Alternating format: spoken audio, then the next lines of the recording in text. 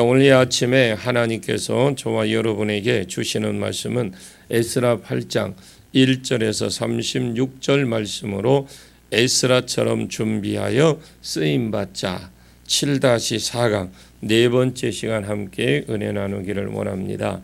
오늘 본문 24절을 같이 한번 보겠습니다. 그때에 내가 제사장의 우두머리들 중에 12명 곧 세레바와 하사바와 그의 형제 10명을 따로 세우고 그때에 내가 제사장 우두머리 12명 우두머리 중 12명 이것은 이스라엘의 12지파를 염두해 두고 한 일입니다. 그래서 세레바와 하사바와 그의 형제 10명을 따로 세우고 이 말은 안 맞는 말이라고 말씀드렸습니다. 18절에 사람의 이름이 같은 이름이 나옵니다.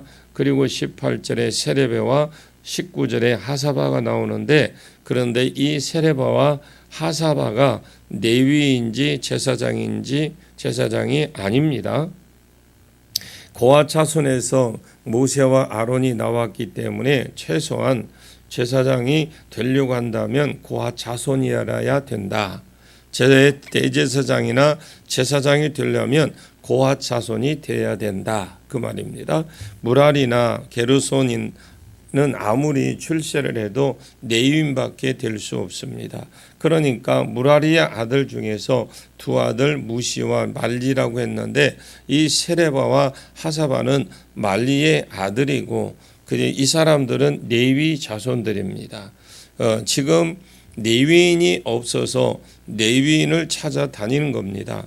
그러면 이 사람들이 제사장이 아닌데 24절에 그때에 내가 제사장의 우두머리들 중 12명 고 세레바와 하사바와 그의 형제 10명을 따로 세웠다고 했는데 이 세레바와 하사바가 제사장의 두목이라는 말이거든요.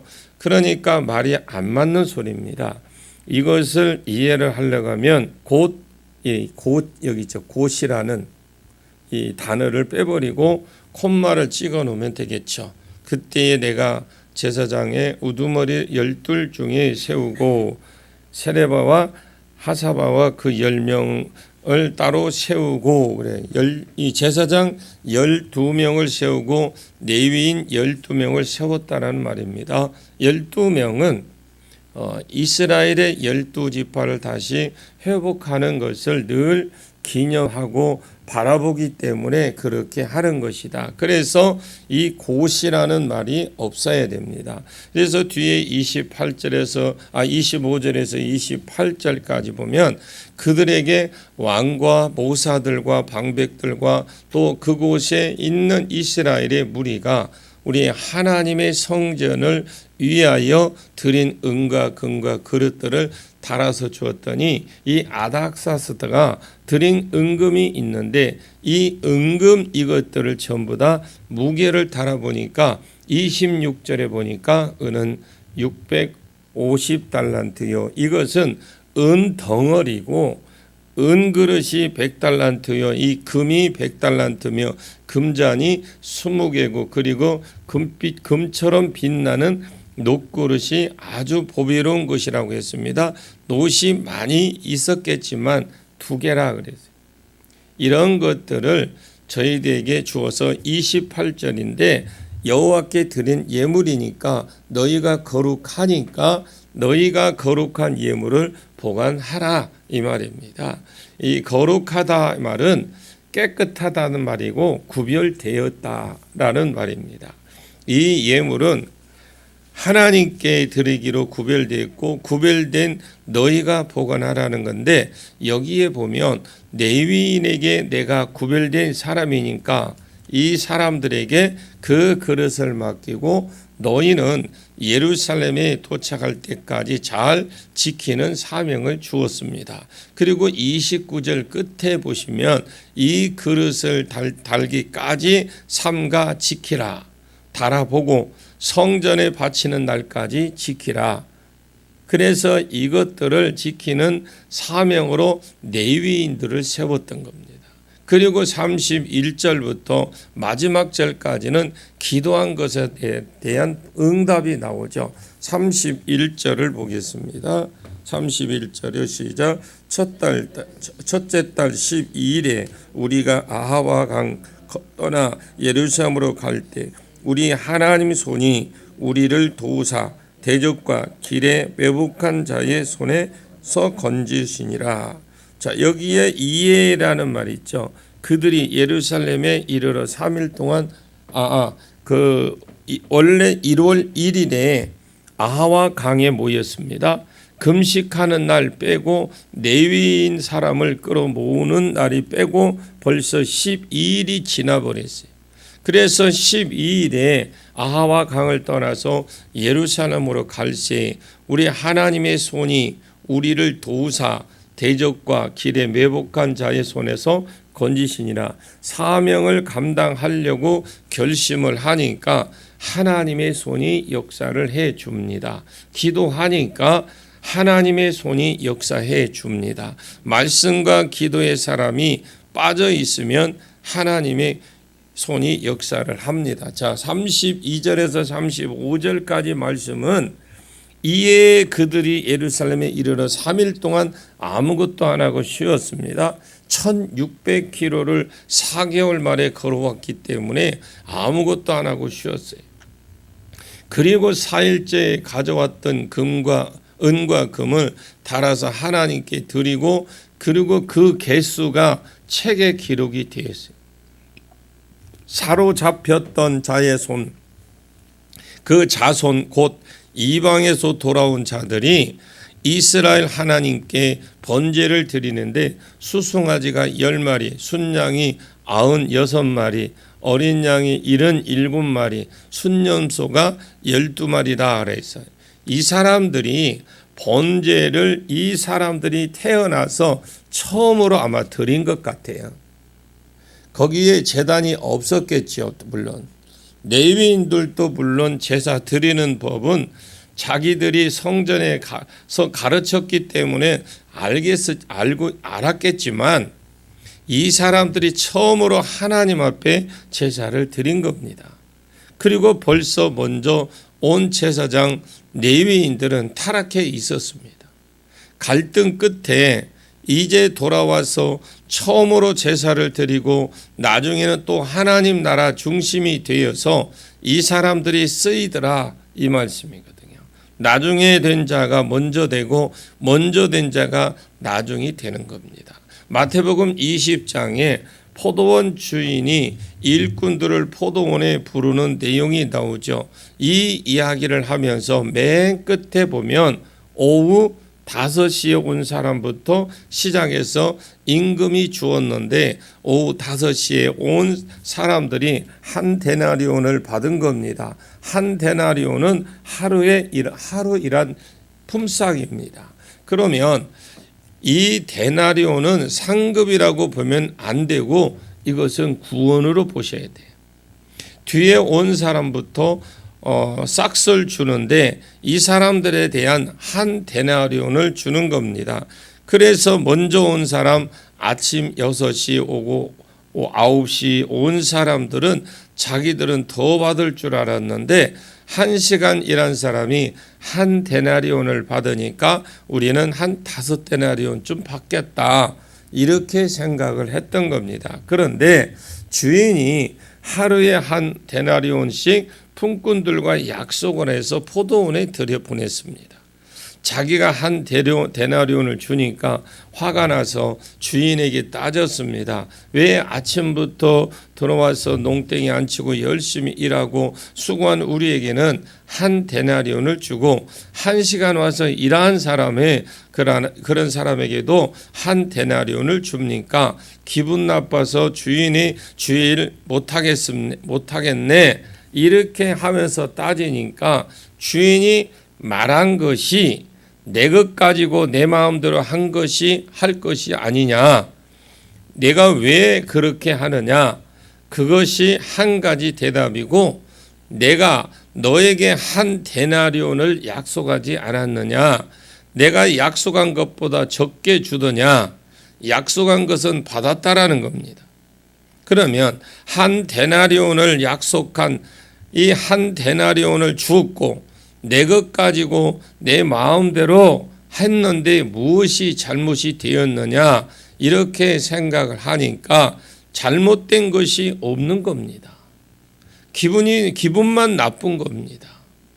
그리고 먼저 온 사람들의 태도와 나중에 온 사람들의 태도, 늦게 들어와서 미안해서라도 열심히 하는 거, 고마워서라도 오늘 임금을 못 받더라도 내일 불러주면 이 포도원에 들어와서 돈 받아가야지 이렇게 하고 열심히 한 것, 그런 것이 있었습니다. 왜냐하면 이 사람들이 오후 5시에 놀고 있었는데 왜 놀고 있었느냐? 거기에 보면 자기 말이 아무도 써주는 사람이 없어서 놀고 있었다라고 했어요.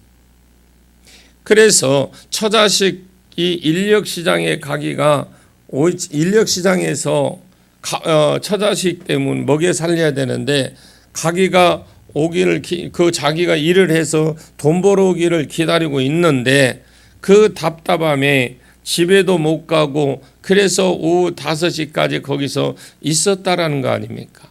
혹시입니다. 혹시 누가 나를 부를 사람이 있는가 싶어서 그래서 오후 5시까지 있다가 불림받은 사람인데 가서 일한 태도는 또 다르겠죠. 이 비유를 마치고 주님이 하신 말씀이 이와 같이 나중된 자로 먼저 되고 먼저 된 자로 나중되리라 이 말이거든요. 사실 이 비유 앞에도 한 말이 더 나오죠. 마태복음 19장 30절에 그러나 먼저 된 자로 나중되고 나중된 자로 먼저 될 자가 많다 그랬어요. 그렇게 하고 나서 바로 천국 비유가 들어가고 이 천국 비유 결론도 먼저 된 자가 나중되고 나중된 자가 먼저 된다라는 겁니다. 이 천국 비유는 먼저 된 자로서 나중된다는 이 말을 설명하기 위해서 막간이 그 마지막에 주님이 비유로서 써놓은 것입니다. 이 상황은 무슨 상황에서 썼느냐? 어떤 사람이 주님께 와서 내가 무슨 선한 일을 하여야 영생을 얻겠습니까? 이렇게 물었어요. 예수님께서 이르시되 내가 생명에 들어가려면 계명들을 지키라. 그 청년이 이르되 이 모든 것은 내가 지켰사온데 아직도 무엇이 부족하나이까? 예수께서 내 소유를 팔아 가난한 자들에게 주라. 그리하면 하늘에서 보화가 내게 있으리라. 그리고 와서 나를 따르라고 했습니다. 그랬더니 그 청년이 재물이 많으므로 이 말씀을 듣고 근심하며 갔습니다. 그 청년이 돌아갔을 때에 예수님이 제자들에게 하신 말씀이 부자가 천국에 들어가기가 어렵다. 낙타가 바늘귀로 들어가는 것이 부자가 하나님 나라에 들어가는 것보다 쉽다라고 했습니다. 그때의 제자들이 놀라서 그렇다면 누가 구원을 얻을 수 있습니까? 이렇게 제자들이 물었습니다. 예수님이 그렇게 말씀합니다. 사람으로는 할 수 없으나 하나님으로서는 다 하실 수 있다라고 했습니다.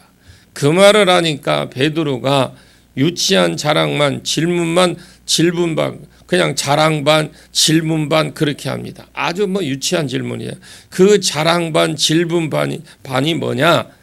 예수님은 사람은 이 사람은 그냥 돌아갔는데 이 모든 것을 버리고 주님을 우리 따라 싸운데 그런즉 우리가 무엇을 얻으리까?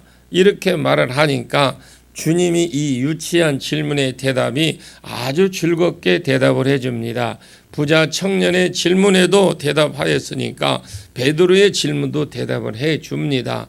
인자가 자기 영광의 보좌를 앉을 때에 나를 따르는 너희도 12보좌에 앉아 이스라엘 12지파를 심판하리라 이 말이거든요. 또 내 이름을 위하여 집이나 형제나 자매나 부모나 자식이나 전투를 벌인 자마다 여러 배를 받고 또 또 영생을 상속하리라. 마가복음 같은 데는 이 땅에서도 무엇을 받고 저 땅에서도 무엇을 받는다 주님이 묻으시면서 이렇게 나누어서 설명을 해 주었어요. 그 말 끝에 하신 말씀이 그러나 먼저 된 자로서 나중되고 나중된 자로서 먼저 될 자가 많다 이렇게 말을 합니다. 그러면 20장의 비유의 핵심은 뭐냐? 포도원 농부 비유가 아니라 포도원 주인 비유입니다. 주인이 자기 포도원에 일꾼에 불러들인다라는 비유거든요. 그러면 일하러 온 일꾼들은 무엇을 감사해야 되느냐? 나 같은 것을 하나님이 불러주셔서 일꾼 삼아 주신 것을 감사해야 됩니다. 먼저 오는 자의 기쁨은 뭐예요? 나는 세상에서 방황하지 않고 세상에서 범죄하지 않고 먼저 하나님 포도원에 와서 갈등 없이 생각 없이 아무런 걱정 없이 봉사한 것에 감사해야 될 조건이지 오래 와서 일하다 보니까 나중에 와서 일한 사람과 비교가 되어서 자기가 더 나은 자라고 느껴지는 겁니다. 우리 신앙생활하면서 그런 착각을 할 때가 많습니다. 자기가 조금 오래되고 직분이 높으면 자기가 조금 뭔가 우월하고 자기가 뭐가 좀 나은 것 같은 그런 생각을 가진 사람들이 있어요. 이건 핵심이 바뀐 겁니다. 포도원 주인에게 불림받은 그 은혜가 고마운 것으로 갈 때까지 가야 되는데 가다가 나는 내가 왔고 이 사람들은 한 데나리온 받을 자격이 나에게 비하면 없는데 이렇게 생각하는 거예요. 우리가 신앙생활하면서 오류가 여기에서 나타납니다. 그러면 나중에 온 자들은 아무 생각 없이 열심히 일했습니다. 그러면 주님이 뭐라고 말씀했느냐? 야, 맞다. 물론 너는 모든 것을 다 버리고 주를 쫓았다. 베드로가 모든 것을 버리고 주를 쫓았을 때는 이미 주님이 3번 이상 베드로를 만나 주셨습니다. 요한복음 1장에서 자기 형제 안드레를 통해서 베드로가 전도받고 너 지금 시몬이다. 네가 시몬입니다마는 장차 게바가 되리라고 예언받았죠. 그리고 자기 배에서 설교 한번 했습니다. 그리고 자기 장모 열병을 고침 받았습니다. 벌써 3번이나 베드로에게 기적을 베풀어 보여주시고 말씀을 보여주셨을 때 베드로야 나를 쫓으라고 하니까 베드로가 신나서 쫓아간 겁니다. 그러면 베드로가 신이 나서 갈 때는 누구의 은혜입니까? 하나님의 은혜잖아요. 자기가 버린 것 아니잖아요. 하나님 은혜가 넘쳐서 이 정도야 버리고 가야지 하고 버리고 간 겁니다. 주인의 은혜인데 오해가 있다 보니까 주인의 은혜를 온데간도 없어버리고 내가 버렸지 이것이 초점이 되는 겁니다. 그러면 하나님 나라에서는 밀려버립니다. 그 생각이 들기 시작하면 하나님 나라에서 나중 중심으로 계속 밀립니다. 그래서 오늘 본문을 통해서 주님이 하신 말씀은 뭐냐? 먼저 부름받은 자들이 있습니다. 1차 포로 때에 부름받은 사람이거든요. 이 양반들은 벌써 베드로보다 더 심하게 되어버렸어요. 전에 70년 포로 생활하던 사람들이 다시 하나님 전에 은혜로 이사야 입으로 예언한 대로 불려 놓아 주었더니 한 세대가 지나고 2세대가 좀 되니까 이 사람들이 하나님의 은혜는 온데간데 없고 벌써 범죄하는데 앞잡이가 되어 있었습니다. 나중에 포로에서 온 사람들은 자기는 와봐야 섬길 때도 없다고 생각해서 올까 말까 갈등하던 사람들이 딱 와보니까 이 사람들이 주축이 되어버린 거예요. 저와 여러분은 죄가 가운데 사단의 권세 가운데 포로에 잡혔던 사람들입니다. 하나님께서 은혜로 우리를 하나님의 포도원에 불러주신 은혜입니다. 은혜로 불러주셨습니다. 1차 포로에 돌아와서 80년이 지났어요. 마음의 교만이 찰 대로 차서 불러주신 하나님의 은혜를 잊어버리고 벌써 그들은 세상이 되어버렸고 하나님이 2차 포로를 부르셨습니다. 그리고 그들을 또 들어서 쓰십니다. 나를 하나님이 불러주신 것을 인정하시고 이 은혜가 고마워서 나를 나다게 하신 하나님의 은혜를 생각하고 나중처럼 일할 수 있기를 원합니다. 그래서 내가 할 일을 몰라. 이 지금 1차 포로로 돌아온 자가 뭡니까? 우리는 먼저 부름받을 자들을 말하는 겁니다. 우리가 발랐는데 교회에서 내가 무엇을 해야 될지를 모르는 거예요. 오래됐으니까 너무 잘하는 거예요. 내가 안 하면 다른 사람이 하겠지. 봉사하는 거 사세한 것도 마찬가지입니다. 다행히 우리 교회는 뭐 주차하고 할 것 없이 집회 때는 하겠지만 사소한 것부터 시작해서 우리는 그것이 당연히 나는 오래됐으니까 내가 안 와도 된다고 생각을 해. 찾아서 해야 되는데 둘러보고 한 번쯤 그래도 여러분 중직이라면 적어도 하루 한 번쯤은 교회를 한번 둘러보고 뭔가 이런 거 자꾸 관심 가지고 와서 그러면서 기도하고 그래서 복을 받는 겁니다. 그리고 그들을 또 들어 쓰시는 걸 보십시오. 지금 이들은 2차 포로로 돌아오는 사람들은 걱정 반 근심 반이었어요. 갈까 말까 가봐야 이미 그들이 다 성전에서 일이 자리 잡고 있는 우리가 할 일이 있겠냐 하고 갈등한 가운데 왔지만 실상 와서 보니까 1차 포로로 들어온 사람들이 다 타락해버린 겁니다. 교회도 마찬가지로 우리가 뭐 일꾼을 세웠지 그러고 다음에 또 세우겠죠 그러면 세울 때는 그냥 아골골짝 빈들에도 가겠다고 그래요. 그런데 가고 나면 딱 막상 끝나고 나면 어른 노릇 달라간 사람은 어제도 우리가 장로 면접을 보고 왔습니다. 제가 충격 먹은 게 있습니다. 여러분 너무나 성경을 몰라요. 성경하고는 너무나 멀리 있어요. 성경하고 여러분 가까이 지내십시오. 말씀이 나를 지배해 줍니다. 말씀이 나를 이끌어 갑니다. 어제 오면서 가슴을 치고 왔습니다.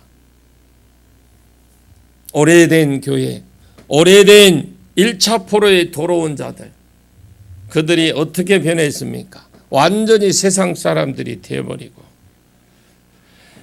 나를 하나님이 불러주신 것을 인정하십시오. 이 은혜가 고마워서 나를 나되게 하신 하나님의 은혜를 생각하십시오. 나중된 자처럼 일할 수 있기를 원합니다. 그리고 먼저 되었다고 할지라도 내 마음은 나중에 온 자처럼 일하게 하셔서 에스라처럼 쓰임받는 종이 되는 저와 여러분 되시기를 예수님의 이름으로 간절히 축원합니다. 기도하겠습니다. 하나님이여, 나로 귀하신 하나님이 불러주신 것을 인정하고 이 은혜가 고마워서 내가 무엇을 했다고 자랑하지 말고 내가 어떻게 잘했다고 자랑하지 말고 나를 나다게 하신 하나님의 은혜 이것을 생각하고 나중된 자처럼 일할 수 있도록 나를 붙들어 주시옵소서. 먼저 되었다 할지라도 내 마음이 나중에 온 자처럼 일하게 하셔서 하나님 보시기에 또 크게 에스라처럼 쓰이는 종이 될 수 있도록 은혜를 베풀어 주시옵소서.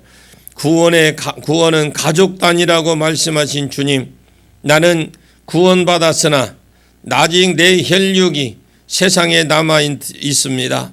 기억해 주셔서 1차에 못 왔다 할지라도 하나님 2차 3차 불러주시고 오전 6시에 왔다고 할지라도 오후에라도 불러주셔서 나와 함께 이 구원의 반열에 동참하는 복을 주시옵소서. 그리고 나로 하여금 무슨 일을 할 때든지 내 힘으로 하지 말게 하시고 금식하며 기도를 앞세워서 주의 일을 할 때에 주의 선한 손이 도와주심으로 이 모든 역사가 이루어지도록 축복해 주시옵소서. 예수님의 이름으로 간절히 기도하옵나이다. 아멘.